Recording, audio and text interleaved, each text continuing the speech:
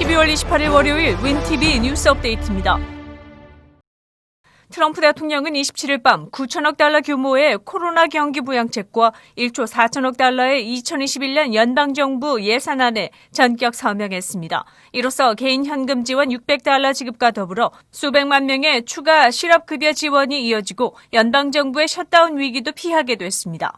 지난 24일 트럼프 대통령은 미 양당 의회가 합의한 예산에 대해 개인 현금 지원을 600달러에서 2,000달러로 늘릴 것을 요구하며 서명을 거부했습니다. 서명을 미루던 트럼프 대통령이 갑자기 마음을 바꾼 이유는 명확히 알 수는 없으나 일부 백악관 참모들이 트럼프 대통령에게 서명을 거절할 이유가 없으며 서명한 후에 추가 원조를 의회에 촉구할 수 있다고 조언한 것으로 알려졌습니다. 또한 대통령의 서명이 지연되면서 지난 26일 수백만 명에 대한 추가 실업수당 지원이 중단됐고 연방정부의 예산이 고갈돼 29일부터 연방정부 일부 부서가 셧다운 위기에 빠짐에 따라 어젯밤 예산안에 전격 서명한 것으로 알려졌습니다. 이번 경기부양책에는 미국민들이 기다리던 성인 및 미성년 자녀 1인당 600달러의 현금 지원안이 포함되어 있습니다. 이것은 3월 1차 경기부양안 때의 1,200달러 절반에 해당하지만 미성년자 자녀들에 대한 지급은 100달러 늘었습니다. 또한 자영업자, 프리랜서, 임시직 근로자에 대한 팬데믹 긴급 실업수당이 연장되면서 수백만 명이 재정 위기를 모면하게 됐습니다. 트럼프 대통령은 플로리다 개인 클럽에서 예산안에 서명한 후에도 2,000달러의 현금 지원 대신 600달러를 지불하는 것에 대해 불만을 제기하며 의회에서 낭비되는 예산들을 없애야 한다고 주장했습니다. 낸시 펠로시 하원 의장은 이번 구제안 서명은 연말에 실업수당으로 생명줄을 잃은 1,400만 미국인들과 이 역사적인 대유행과 경제 위기 동안 분투하는 미국인들에게 반가운 소식이라고 밝혔습니다. 또한 2,000달러의 현금 지원안을 오늘 하원에서 다시 발의해 통과시킬 것이라고 언급했습니다. 트럼프 대통령은 민주당이 2,000달러 현금 지원안 추진에 대한 공화당의 방해를 즉각 중단할 것을 의원들에게 촉구하라고 요청했습니다. 코로나 백신의 출시로 많은 사람들이 여행하고 쇼핑하고 다시 영화를 보러 갈 수 있는 날을 꿈꾸고 있습니다. 하지만 여기에 꼭 필요한 것이 있는데 바로 백신 여권입니다. 어제 27일 여러 회사들이 코로나 백신 접종에 대한 정보를 업로드할 수 있는 스마트폰 앱이나 시스템을 개발하기 시작했고 디지털 증명서인 백신 여권을 만들고 있다고 주류 언론이 보도했습니다. 제네바에 본부를 둔 비영리 단체 The Common Trust Network는 여러 항공사들 그리고 수백 개의 보건 시스템과 제휴를 맺고 Common Pass라는 앱을 통해 코로나 관련 정보를 담은 QR코드의 형태의 건강증명서를 만들고 있습니다. 프로젝트의 마케팅과 커뮤니케이션 책임자인 토마스 크램턴은 국경을 넘을 때마다 예방접종을 받을 수는 없기 때문에 백신 접종 증빙 서류인 디지털 카드가 필요하다고 언급했습니다. 또한 IBM을 포함한 대형 기술 회사들도 디지털 헬스패스라는 자체 앱 개발에 동참하고 있습니다. 앞으로는 백신 여권이 상용화된다면 여행을 하거나 영화관, 콘서트, 경기장에 입장 시 백신 접종을 입증할 디지털 백신 증명서를 제시해야 할지 모릅니다. CDC의 앤서니 파우치 박사는 영국에서 발견된 코로나 변이 바이러스에 대해 지난 27일 성명을 발표했습니다. 파우치 박사는 현재로서는 이 변종 바이러스가 기존의 것보다 더 심각한 질병을 일으키거나 백신의 내성을 갖고 있지는 않아 보인다고 언급했습니다. 하지만 매우 심각하게 받아들이고 대처해야 하며 현재 CDC에서 이 변종에 대해 집중적으로 연구하고 있다고 밝혔습니다. 현재 보유한 백신이 이 새로운 변종을 다룰 만큼 백신이 충분히 강할 것으로 보이지만 예의주시해야 한다고 덧붙였습니다. We very well might see a post-seasonal, in the sense of Christmas, New Year's surge. 파우치 박사는 미국은 현재 대유행의 중대한 단계에 와 있으며 최악의 사태는 아직 오지 않았고 3월 말이나 4월 초까지는 일반인들에게 백신이 보급돼 광범위하게 면역이 될 것이라고 예상했습니다. 한편 세계보건기구 WHO는 코로나 바이러스 변이를 함께 연구하고 대처할 수 있도록 전 세계가 유전체 염기 서열 정보를 공유할 것을 제안했습니다.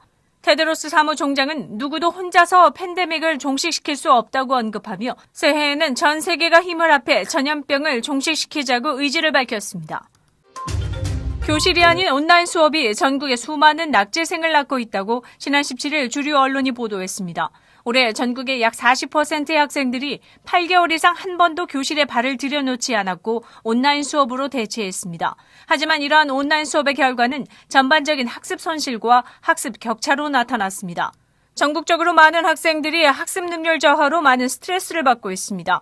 미국에서 가장 큰 휴스턴의 한 학구는 낙제점을 받은 학생들의 수가 폭발적으로 증가했고 올 가을 동안 42%의 학생들이 하나 이상의 F점을 받았습니다. 이러한 결과는 100% 온라인 수업 실시 이후에 발생했으며 작년에는 26%만이 F를 받았습니다. 컨설팅 기업 맥킨제이 캠퍼스에 따르면 미 전국 24개 주 수십만 초등학생들의 올 가을 성적과 작년 것을 비교 연구한 결과 온라인 수업 도입 후 학력 저하 현상은 뚜렷해졌습니다. 미 학교관료협회의 노메네크 이사는 학생들의 학습 능력에 상당한 손실이 있었다는 것을 알고 있지만 그보다 더 우려하는 것은 학생들의 사회적 정서적 문제라고 언급했습니다. 스트레스로 학생들의 정서에 미치는 영향이 크게 증가하고 있다고 우려했습니다. 질병관리본부의 통계에 따르면 올해 5세에서 17세 사이의 아동인 경우 정신건강과 관련된 응급실 방문이 2019년에 비해 28% 증가한 것으로 나타났습니다. 연방기구 센서스에 따르면 2020년 일리노이주의 인구가 8만여 명 감소한 것으로 나타났습니다. 이것은 뉴욕주에 이어 전국에서 인구 감소율 2위를 기록한 것이며 지난 10년 동안 인구 감소율 중 최악의 수치입니다. 반면 인디애나주는 올해 2만 4천 명의 인구 증가율을 보여 수년 만에 처음으로 인구가 늘어났습니다. 인디애나 비즈니스 리서치 기관은 인디애나가 최근 탈산업화와 일자리 감소로 지속되어 오던 인구 감소 추세를 뒤집고 있다고 발표했습니다. 통근 철도 노선의 확장으로 대중교통을 개선하고 고급 소매점, 식당, 그리고 자전거 도로와 녹지 공간을 확장하여 다음 세대의 필요와 기대를 잘 충족하려고 변화하고 있다고 밝혔습니다. 미 기상청은 이번 주 일리노이주 북부와 인디애나주 북부에 2차례 눈이 예상된다고 보도했습니다. 이에 따라 이번 주 화요일 오후부터 수요일까지 눈이 예상되며 새해 전날인 목요일에도 또 한 차례 눈이 예상됩니다. 특별히 수요일 오전 출근 시에 길이 얼어붙어 있을 수 있으니 운전 시에 주의를 요한다고 알렸습니다. 또한 수요일 늦은 밤부터 목요일까지 최저 기온이 10도대로 떨어지는 추위가 예상됩니다. 12월 28일 월요일 코로나19 현황입니다. 미 전 지역 누적 확진 1964만 2,782명, 신규 확진 5만 5,550명, 누적 사망 34만 1,958명, 신규 사망자 수는 776명이며 지금까지 완치된 사람은 1,151만 8,979명입니다. 일리노이주 누적 확진 94만 2,362명, 신규 확진 4,453명, 누적 사망 16,074명, 하루 신규 사망자 수는 105명입니다. 일리노이주에서는 지난 7일간 코로나19 양성 판정률이 8.7%이며 쿡카운티는 10.4%를 가리켰습니다. 다음은 어제 기준 각 주의 신규 확진자와 신규 사망자 수입니다.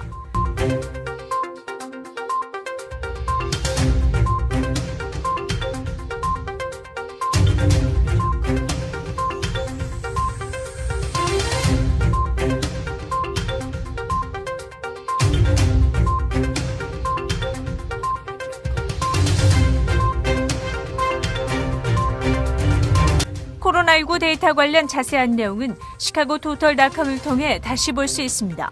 윈TV 24.5와 MCTV 24.6 방송은 공중파 채널을 통해 시청하실 수 있습니다. 코로나19 비상시국 뉴스24에서는 여러분의 제보를 기다립니다. 제보 전화는 224-283-8200번입니다.